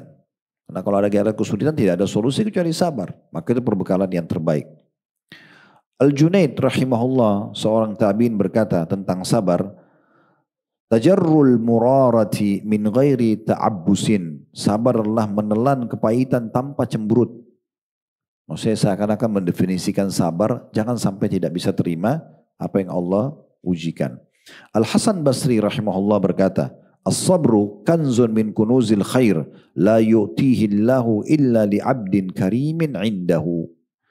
Ini luar biasa, dengarkan terjemahannya ya. Kata Al-Hasan Basri rahimahullah, kesabaran adalah salah satu perbendaharaan kebaikan yang Allah tidak memberikannya kecuali kepada hamba yang mulia di sisinya. Jadi kalau Bapak Ibu bisa rasakan sabar pada saat ujian datang, berarti Anda adalah pilihan Allah. Allah muliakan, karena memang tidak ada solusinya menghadapi masalah kecuali sabar. Jadi kalau kita bisa sabar, berarti Allah pilih kita. Kemudian Sa'id bin Jubair rahimahullah seorang tabi'in juga berkata, as-sabru i'tiraful abdi lillahi bima asaba minhu wahtisabu indallah. Sabar adalah pengakuan seorang hamba kepada Allah dengan musibah yang menimpahnya dari Allah, dan pengharapan seorang hamba untuk mendapatkan pahala di sisinya. Jadi kata Sa'id, sabar itu adalah pengakuan seorang hamba atas ujian itu memang dari Allah. Ya udah saya terima. Sebagai hamba saya terima dan berharap balasan pahala dari ujian tersebut. Maimun bin Mihran rahimahullah berkata, mana la'abdun syai'an min jismil khairi min nabiyyin au ghairihi illa bis sabr. Tidaklah seorang hamba meraih sesuatu dari jasmani kebaikan, maksudnya maksimal dalam balasan, baik dari seorang nabi ataupun selain nabi, melainkan dengan kesabaran. Umar bin Abdul Aziz rahimahullah berkata, ma'an'amallahu ala abdin ni'matan fantaza'aha minhu, dalam kurung fa'adahu makana has-sabr illa kana ma'awwadahu khairan biman taza'ahu minhu atau mimman taza'ahu minhu. Tidaklah Allah melimpahkan suatu nikmat kepada seorang hamba, lalu dia Allah mencabutnya darinya, lalu menggantikan untuknya suatu kesabaran pada kedudukannya, melainkan yang dijadikan pengganti, maksudnya sabar lebih baik daripada apa yang dicabut darinya. Jadi kalau kita sedang ada ujian, lalu Allah berikan kita kesabaran, kesabaran itu lebih baik daripada nikmat yang sudah dicabut oleh Allah Subhanahu wa taala. Syekh Islam Ibn Taimiyah rahimahullah berkata, as-sabru 'alal masaibi wajibun bittifaqi a'immatid din. Bersabar menghadapi musibah-musibah adalah hukumnya wajib berdasarkan kesepakatan para ulama agama ini. Yang terakhir murid beliau bernama Ibnu Qayyim Al-Jauzi rahimahullah mengatakan, innallaha subhanahu wa ta'ala ja'ala sabra jawadan la yakbu wa sariman la yambu wa jundan la yuhzam wa hasinan la yuhdam wa la yuthlam. Sesungguhnya Allah Subhanahu wa taala menjadikan sabar sebagai kendaraan yang tidak pernah terpeleset, pedang yang tidak pernah meleset, tentara yang tidak bisa dikalahkan, dan benteng yang tidak bisa diruntuhkan dan tidak bisa dihancurkan. Ini semua statement kaum salaf berhubungan dengan masalah sabar itu sendiri. Kemudian kita tambahkan juga dengan beberapa hal lagi berhubungan dengan masalah sabar ini. Solusi dalam menghadapi permasalahan. Yang pertama, menerima takdir Allah dan introspeksi diri. Ya. Dengan ini, dengan menerima keputusan Allah, sakit, diganggu orang, oh Allah lagi uji saya. Maka dengan itu akan menjadi pembersihan dosa-dosanya. Dan juga peninggian derajatnya. Dalilnya, sebuah hadits riwayat Tirmidzi. Jadi menerima takdir Allah dan introspeksi diri. Karena dengan dua hal ini, menerima takdir Allah, ini solusi kalau ada ujian ya. Dan kita introspeksi diri muhasabah ya. Pada Allah Subhanahu wa taala, maka akan jadi pembersihan dosa dan peninggian derajat. Hadits riwayat Tirmidzi dalilnya, kata Nabi SAW, ma yazalul bala'u bil mu'mini wal mu'minati fi nafsihi wa waladihi wa malihi hatta yalqallaha wa ma alaihi khati'ah. Terus saja ada ujian datang dalam kehidupan seorang laki-laki mukmin dan seorang wanita mukminah, di dirinya, di anak-anaknya, di hartanya, sampai dia bertemu kepada Allah atau dengan Allah dalam kondisi tidak ada dosanya. Ibu lagi urus bayinya, capek, kadang-kadang begadang, harus susuin, ganti popoknya, rewel, kadang-kadang memancing emosi, sabar. Itu akan menjadi penyebab pembersihan dosa. Ya. Pasangan hidup juga sama, tetangga juga sama, kerabat juga sama, di harta juga ada ujiannya, semua itu. Di diri kita, kita sakit, di keturunan, di pasangan hidup dan juga di harta, sampai nanti kita ketemu dengan Allah tidak ada lagi dosanya. Tapi syaratnya sabar. Kalau berkeluh kesah tidak ada dapat ini. Dari tadi kita bicara 1 jam ini untuk masalah sabar. Bisa menerima itu. Jangan masuk telinga kanan keluar telinga kiri ini. Ya. Betul-betul dijadikan sebagai pegangan hidup. Sayang kalau kita ngomong begini lalu kita dengar, oh iya ya, oh bagus ya, itu sudah selesai. Pulang habis itu nangis lagi di rumahnya. Nangis hanya karena tidak dapat makanan kesukaannya, tidak sempat beli baju yang diinginkan. Ini untuk apa urusan dunia, gitu kan? Kecilkan dunia itu. Akan kita tinggalkan, tidak bisa makan ini makan yang lain, tidak bisa pakai baju itu pakai baju yang lain, tidak bisa nikah sama yang lain, selesai, clear. Bagi orang beriman simple. Dengar ya? Ngangguk-ngangguk tapi nggak tahu ini ngaku. Ya. Baik. Selanjutnya hadits riwayat Abu Dawud. Ada seorang wanita mulia bernama Ummu Ala radhiyallahu anha di masa Nabi SAW. Beliau mengatakan cerita tentang pengalamannya. Sebenarnya beliau cerita pengalaman ini untuk menyampaikan pada umat walaupun ada teguran buat dirinya ya. Ini menandakan tanda keimanan juga dalam dirinya. Ummu Ala mengatakan, qalat adani Rasulullah SAW wa ana maridah. Satu hari Nabi SAW pernah menjengukku waktu aku lagi sedang sakit. Faqala sallallahu alaihi wasallam, abshiri ya ummi ala, fa inna maradal muslimi yudhibu Allah bi khatayahu kama tudhibun naru khabathal zahabi wal fiddah. Terimalah berita gembira wahai Ummu Ala, karena sakit seorang muslim, laki-laki atau perempuan, dengannya Allah akan menghilangkan dosa-dosanya sebagaimana api membersihkan karat-karat atau kotoran dari emas dan perak. Ya. Jadi kita bisa lihat bagaimana emas itu kalau dibersihkan dengan api sehingga bersih jadi mengkilat. Emas-emas yang banyak ibu pakai itu mengkilat. Kenapa? Karena dibersihkan. Awalnya kan banyak karatnya waktu awal dibuat gitu ya. Jadi bagi itu kena dibersihkan. Sampai Nabi SAW berikan perumpamaan penyakit yang datang kepada seseorang hanya demam, flu, ya, meriang, gitu-gitu, penyakit sakit gigi, semua itu. Kalau dia sabar, jadi pembersihan dosa. Nah, salah satu ciri orang sabar gak banyak mengeluh kesah ya. Nah, ini flu aja satu kampung tahu. Semua orang diberitakan status flu. La haula wala quwata illa billah. Ini ngeluhkan Allah ini pada manusia, gimana ceritanya? Sabar gitu. Abu Sa'id Al-Khudri radhiyallahu anhu mengatakan, aku mendengar Rasulullah SAW bersabda, tidaklah seorang mukmin ditimpa sakit, letih, demam, sedih, hingga kekhawatiran yang mengusiknya. Khawatir apa-apa gitu ya. Tapi tetap dia coba bersabar, melainkan Allah akan mengampuni dosa-dosanya. Abdullah bin Mas'ud berkata radhiyallahu anhu, aku pernah menjenguk Nabi SAW suatu hari, dan beliau pada saat itu sedang demam tinggi. Nabi sendiri demam tinggi. Lalu beliau berkata, kata Abdullah bin Mas'ud, wahai Rasulullah, sungguhnya anda menderita demam yang sangat luar biasa. Dalam riwayat lain Abdullah bin Mas'ud pegang selimut Nabi seperti tembus demamnya. Karena panasnya gitu. Maka kata Nabi SAW, benar. Memang saya sedang diuji dengan demam yang tinggi nih. Sesungguhnya aku demam, kata Nabi SAW, layaknya dua kali demam orang di antara kalian. Jadi kalau kita panas tertinggi 40, biasanya kalau di 40 sudah dirawat gitu ya. Ini Nabi bisa 80 tuh. Bagaimana tuh beratnya? Padahal Nabi. Gitu. Allah kasih, tapi ingat penyakitnya sama. Demam juga, cuma dia lebih sedikit orang beriman. Ada tujuannya yang sudah kita sampaikan ya. Apa kata Ibnu Mas'ud? Apakah dengan begitu ya Rasulullah, anda lebih berat demamnya dari kami? Berarti anda mendapatkan pahala 2 kali lipat? Ini pertanyaannya nih.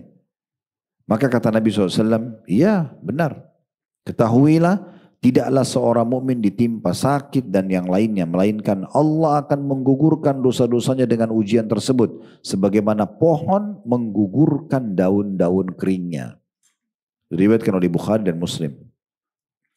Dalam riwayat lain, dari Abu Sa'id Al-Khudri radhiyallahu anhu, di mana Nabi SAW bersabda, apabila salah seorang saleh atau saleh, laki-laki atau perempuan, diuji dengan kemiskinan atau lainnya, dan karena keimanannya kuat, ia tidak menemukan tambalan mantelnya kecuali yang ia kumpul-kumpul, himpun dari potongan kain, bajunya cuma satu di badan, robek, ditempel lagi, dijahit dengan tempel-tempelan.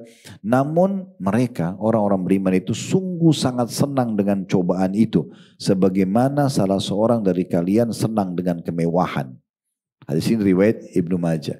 Maksudnya orang kalau sampai pada level imannya yang bagus, maka dia menikmati tuh. Dia lagi lapar, dia nikmati. Oh Allah lagi uji saya. Sambil tetap ikhtiar. Tadi sudah sebutkan definisi pertama sabar ya. Menerima takdir Allah dan ikhtiar mencari jalan keluar. Lagi lapar udah diam, tutup mulutnya, ikhtiar saya cari makanan. Gitu kan? Atau bicara sama orang, misalnya menyampaikan hanya hajatnya. Tolong beliin saya makanan atau ada makanan saya bisa makan, cukup sebatas itu. Tapi jangan bilang, oh saya ini ditimpa lapar, orang lain aja tidak lapar. Enak bener kamu gak lapar, dan itu gak ada gunanya. Itu yang pertama ya. Jadi yang terbaik dalam menghadapi ujian adalah yang pertama tadi sudah kita sebutkan ya, menerima takdir Allah dan ikhtiar mencari jalan keluar ya. Juga dia mengharapkan pahalanya. Dalil-dalil sudah kita sebutkan tadi. Yang kedua adalah berharap cinta dan balasan dari Allah Subhanahu wa taala. Karena Allah menyebutkan dalam surah Al-Imran surah nomor 3 177, wallahu yuhibbus sabirin. Al-Imran 177. Dan Allah sangat mencintai orang-orang yang sabar. Coba kalau kita di alam manusia, kalau seandainya kita dicintai oleh seseorang atau kita mencintai seseorang, saya yakin kita akan jaga perasaannya, kita akan penuhi kebutuhannya, kita akan jauhi apa yang dia tidak suka gitu ya. Nah, tidak samakan antara Allah sama makhluknya. Allah jauh lebih dahsyat daripada itu tentunya. Kalau Allah sudah mencintai seorang hamba, clear. Semua kebutuhannya akan dipenuhi, semua dosanya dimaafkan, ya, semua kekurangannya akan disempurnakan dan seterusnya. Nah, sementara salah satu kiat terbaik meraih cinta Allah sabar. Al-Imran 177 Allah mengatakan dan Allah sangat mencintai orang-orang yang sabar. Kemudian ayat atau surah dalil yang lain di poin nomor 2 ini mengharapkan cinta dan balasan dari Allah adalah surah An-Nahl surah nomor 16 ayat 96. Di mana Allah Subhanahu wa taala berfirman ya, surah An-Nahl surah nomor 16 ayat 96, Wala yajziyanna alladhina sabaru ajrahum bi ahsani ma kanu ya'malun. Dan pasti orang-orang yang sabar akan diberikan balasan lebih baik daripada apa yang mereka lakukan. Akan memuaskan mereka nanti pada saat diberikan balasannya. Begitu juga dengan surah Az-Zumar. Dalil yang ketiga di poin kedua ini. Surah nomor 39 ayat 10. Allah berfirman, innama yuwaffas sabiruna ajran bighairi hisab. Semua orang-orang yang sabar akan mendapatkan balasan tanpa ada hitungan lagi. Ya. Kemudian surah Al-Baqarah, surah nomor 2 ayat 177. Was-sabirina fil ba'sa'i wad-dharra'i wa hinal ba's ulaika alladziina shadaqu wa ulaika humul muttaqun. Sebenarnya ayat ini panjang. Potongan akhirnya Al-Baqarah 177 berbunyi, dan orang-orang yang sabar di saat kesempitan, di saat ada penderitaan, dan di saat ada peperangan terjadi. Mereka adalah orang-orang yang benar dengan imannya, dan mereka adalah orang-orang yang bertakwa. Dalam surah Ar-Ra'd disebutkan surah nomor 13 ya, ayat 23 sampai 24. Ini tentang ahli surga, potongan ayatnya wal malaikatu yadkhuluna alaihim min kulli babin salamun alaikum bima sabartum fa ni'ma uqbaddar. Dan para malaikat akan masuk. Ar-Ra'd surah nomor 13 ayat 23 sampai 24, dan para malaikat akan masuk ke pintu-pintu gerbang ahli surga nanti, semoga kita termasuk insyaallah ini. Dan para malaikat akan mengatakan salamun alaikum. Keselamatan buat kalian, kesejahteraan buat kalian. Bima sabartum, karena kesabaran kalian. Maka ini adalah sebaik-baik tempat tinggal. Yang ketiga, selalu ucapkan kalimat istirja. Inna lillahi wa inna ilaihi raji'un. Ucapkan itu. Dalilnya surah Al-Baqarah 155 sampai 157. 155 tadi sudah sempat kita baca dari awal ayat. Di akhir ayat 155 berbunyi wabasyiris sabirin. Sampaikan berita gembira kepada orang-orang yang sabar. Di ayat 156 Al-Baqarahnya, alladzina idza asabathum musibatun qalu inna lillahi wa inna ilaihi raji'un. Yaitu orang-orang sabar yang kalau ditimpa musibah mereka mengatakan inna lillahi wa inna ilaihi raji'un. Kami milik Allah, kami akan kembali kepada Allah. 157-nya ini janji Allah, ulaika alaihim salawatu min rabbihim wa rahmah wa ulaika humul muhtadun. Mereka adalah orang-orang yang mendapatkan keberkahan yang sempurna dari Tuhan mereka dan juga karunia, dan mereka adalah orang-orang yang mendapatkan petunjuk. Di dalam hadis riwayat Muslim kata Nabi SAW, ma min abdin tusibu musibatun fayaqul inna lillahi wa inna ilaihi raji'un Allahumma ajurni fi musibati wa akhlif li khairan minha illa ajarahu Allahu min musibati wa akhlafa lahu khairan minha. Tidak ada seorang hamba yang ditimpa musibah walaupun kecil, kakinya keseleo, mau keluar hujan, pakaian yang mau dipakai misalnya masih belum kering dan segala macam, kecil, sampai hal yang besar, hilangnya harta, hilangnya orang dicintai dan seterusnya. Tidak ada seorang hamba yang ditimpa musibah kemudian dia mengatakan kami milik Allah, kami akan kembali kepada Allah. Lalu ya Allah, berikanlah aku pahala balasan dari musibahku dan gantikan aku lebih baik darinya. Inna lillahi wa inna ilaihi raji'un Allahumma ajurni fi musibati wa akhlif li khairan minha, atau wa akhlif li khairan minha. Kami milik Allah, kami akan kembali kepada Allah. Ya Allah, berikan aku pahala dalam musibahku ini dan gantikan aku lebih baik darinya. Kata Nabi SAW, kecuali Allah akan berikan dia ganti dalam musibahnya atau pahala dalam musibahnya itu, dan akan digantikan yang lebih baik darinya. Yang keempat, melihat orang yang lebih berat ujiannya. Nah tadi kalau nikmat sedang ada, lihat orang yang di bawah kita. Kita punya rumah kecil, jangan lihat orang punya rumah besar, lihat orang yang punya rumah lebih kecil. Ya, ada orang kita punya mobil tahun 2020, jangan lihat orang yang punya 2025. Kita lihat orang yang punya mungkin belum punya mobil, masih punya motor dan seterusnya. Kita lihat orang yang di bawah. Tapi kalau ujian kita lihat orang yang lebih tinggi. Misal kita flu, jangan lihat orang yang sehat, lihat orang yang flu dan demam. Kita flu dan demam, lihat orang yang flu demam rematik, banyak orang yang ada kita flu demam rematik, ada orang yang meninggal, ada orang yang stroke dan orang meninggal, ya, seperti itulah. Dan Nabi SAW memerintahkan kita untuk melihat musibah beliau. Tidak ada yang lebih berat dari musibah Nabi Muhammad SAW. Beliau mengatakan, liya'zil muslimina fi masaibihim al-musibatu bi. Seharusnya setiap muslim mempertemukan ujian mereka dengan yang menimpaku, maka niscaya akan meringankan atau menghibur mereka. Musibah Nabi luar biasa. Tahu Nabi Muhammad SAW adalah tokoh Mekah, tokoh masyarakat. Tidak ada orang yang meragukan tentang kedudukan beliau di Mekah. Nabi SAW mulia, menikah sama wanita mulia, Khadijah. Rumah Khadijah di Mekah itu posisinya seperti kalau kita mungkin Jakarta nih, Jakarta Pusat di Menteng apa itu. Tempatnya paling mewah, bertetangga sama Abu Lahab, Abu Jahal, tokoh-tokoh Mekah. Sangat terkenal dan orang semua hormati Nabi. Kapan Nabi SAW mulai dibenci? Setelah beliau dinobatkan jadi Nabi. Itu saja. Beliau berdakwai Islam, maka mulai dibenci. Yang mulai benci pertama pamannya Abu Lahab. Sampai dia suruh anak laki-lakinya menceraikan anak perempuan Nabi SAW. Musibah. Ya. Orang-orang terdekat ini paman kandungnya nggak mau beriman. Ada 2 paman Nabi, ada 4 paman Nabi yang mendapati masa kenabian, 2 kafir, 2 beriman. Yang kafir adalah Abu Lahab sama Abu Talib. Yang beriman adalah Hamzah dan Abbas radhiyallahu anhuma. Kemudian juga di masa hidup beliau 13 tahun di Mekah, setiap hari diganggu. Dikatakan penyihir, penyamun, bahkan Nabi SAW pernah diserang secara fisik. Ya. Sampai Abu Bakar datang membela dan mengatakan, apakah kalian mau membunuh seseorang yang hanya mengatakan Tuhanku Allah? Beliau lagi sujud, dituangkan kotoran unta di atas ya, tubuh beliau sambil diinjak batang leher beliau sallallahu alaihi wasallam. Ya, banyak sekali ujiannya luar biasa. Tidak ada ujian yang seperti ujian Nabi SAW.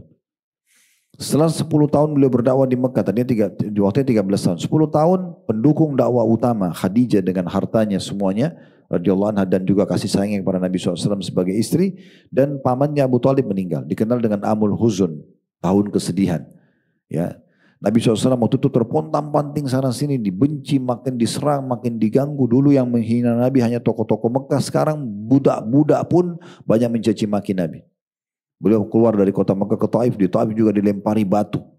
Ya, sampai berdarah-darah kakinya, ditolak dakwanya. Dan Nabi SAW dalam kondisi keringat keluar dari kota Taif sambil berkata di bawah pohon, ya Allah, kemana arahku ini? Ke masa depan yang belum jelas atau musuh yang jelas bisa menyakitiku. Tapi kalau engkau tidak marah ya Allah, tidak murka dengan usahaku ini, aku tidak akan peduli.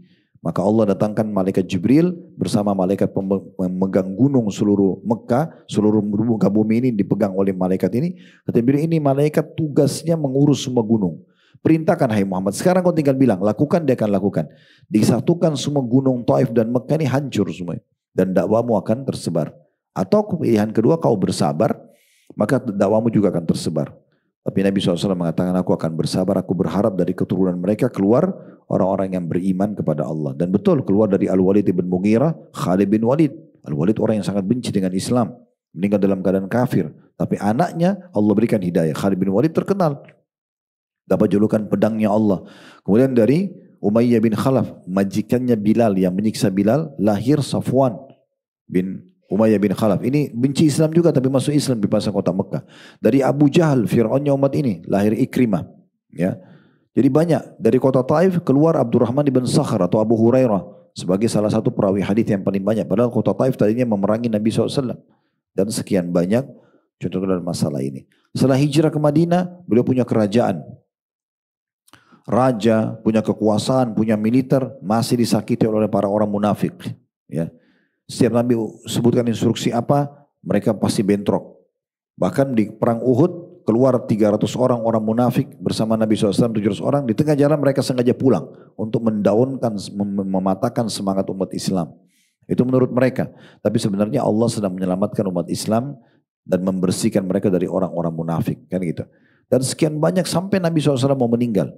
Kalau Anda baca tentang peperangan terakhir Nabi, perang Tabuk. Sebenarnya peperangan itu 30.000 pasukan muslim keluar dari Madinah. Peperangan terakhir Nabi karena pulang dari Tabuk, beliau sakit ya. Beliau sempat haji wada, kemudian beliau sakit keras. Dan meninggal dunia sallallahu alaihi wasallam. Perang Tabuk itu adalah mengepung benteng Romawi. Melawan Heraklius. Tapi Heraklius ini tidak mau beriman. Dia kufur karena takut kehilangan kerajaan. Dan dia bilang sama prajuritnya, sama pendeta-pendeta di kerajaannya. Ini yang di depan yang sedang kepung benteng kita, Nabi. Saya tahu ini Nabi. Karena Heraklius waktu itu Raja Romawi, Kaisar Romawi, dia juga seorang pendeta, dia tahu. Bahkan dia pernah beriman dengan Nabi SAW, dia menyatakan syahadat tapi dia murtad lagi karena dia takut kehilangan kerajaannya. Ini kisahnya panjang, Anda bisa dengarkan di Sirah Nabawi kami di playlist YouTube tentunya. Tapi jelas seperti itu. Nah Nabi SAW mengepung sekian puluh hari benteng itu lalu pulang ke Madinah. Kata para ulama, peperangan sebenarnya di perang Tabuk bukan melawan Romawi, tapi peperangan antara muslimin Nabi SAW, muslimin dengan orang-orang munafik. Karena di tengah jalan mereka berusaha membunuh Nabi. Mereka berusaha membunuh Nabi. Allah SWT selamatkan. Membunuh Nabi, bukan main-main. Ya. Jadi memang ujian tidak berhenti, tidak selesai. Cukup banyak ujian-ujian seperti ini, sampai akhirnya beliau pada saat mau wafat, beliau sempat demam yang sangat tinggi. Ya. Beliau pulang dari Baqi, kuburan Baqi, menziarahi kuburan Baqi malam hari, lalu beliau pulang, Aisyah mengatakan, ya Rasulullah kepalaku sakit. Kata Nabi SAW, tidak wahai Aisyah, justru kepalaku yang sakit, karena beliau sangat sakit kepala dan demam. Dan saking demamnya, beliau sempat tidak bisa mengimami sholat dan tertidur, dan beliau minta agar sahabat mengguyurkan air ke tubuh beliau karena demamnya. Padahal bisa saja kan Nabi meninggal tidak seperti ini. Tapi ujian datang, menandakan memang beliau adalah orang yang sangat berat ujiannya.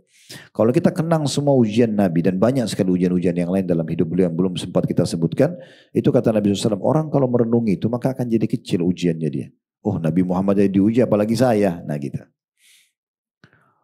Kemudian di dalam riwayat yang lain kata Nabi SAW disebutkan Ibnu Abdul Bar dalam kitab Bahjat dan Majalis tadi di halaman 249.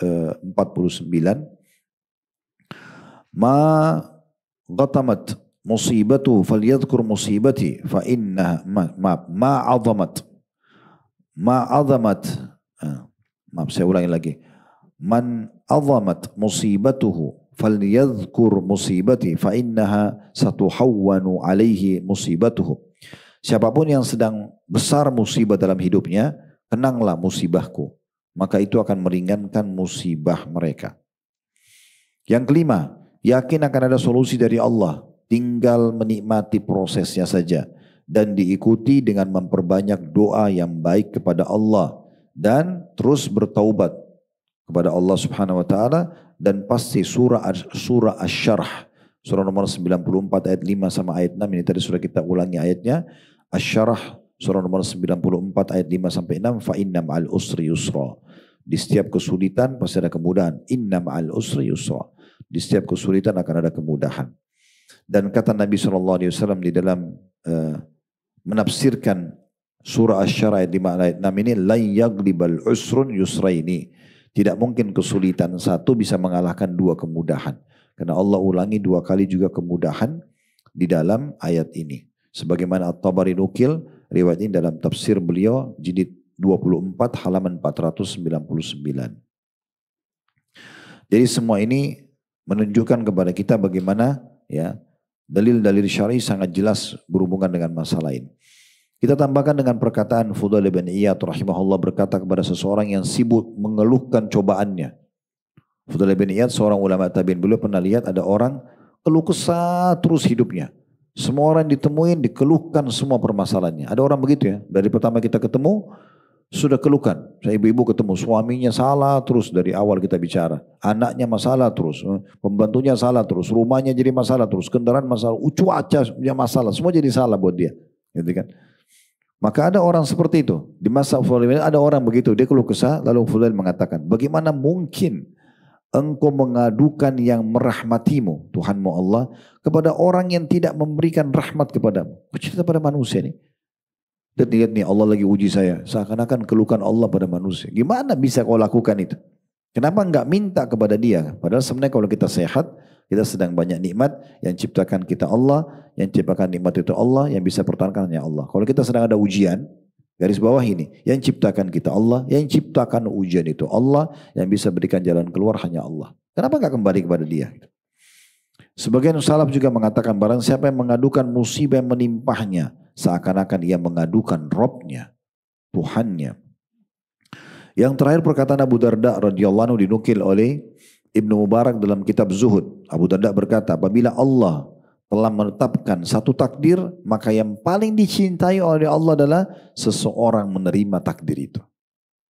Itu yang Allah paling suka. Kita lagi bangun tidur sakit, ya udah. Yang paling baik dan Allah cintai pada saat itu paling besar pahalanya justru kita terima. Oh Allah lagi uji saya, alhamdulillah. Udah kita ikhtiar cari jalan keluar agar bisa keluar dari ujian tersebut dan pasti fa inna ma'al usri yusra. Tidak ada keraguan dalam masalah itu. Ini perangkat-perangkat kita sudah dikasih untuk bisa kita lalui ujian-ujian tersebut. Allahu a'lam. Baik, kalau ada benar dari Allah silakan diambil dan diamalkan. Kalau salah dari saya mohon dimaafkan dan saya istighfar kepada Allah Subhanahu wa taala. Subhanakallahumma bihamdika asyhadu an la ilaha illa anta astaghfiruka wa atubu ilaik. Wassalamualaikum warahmatullahi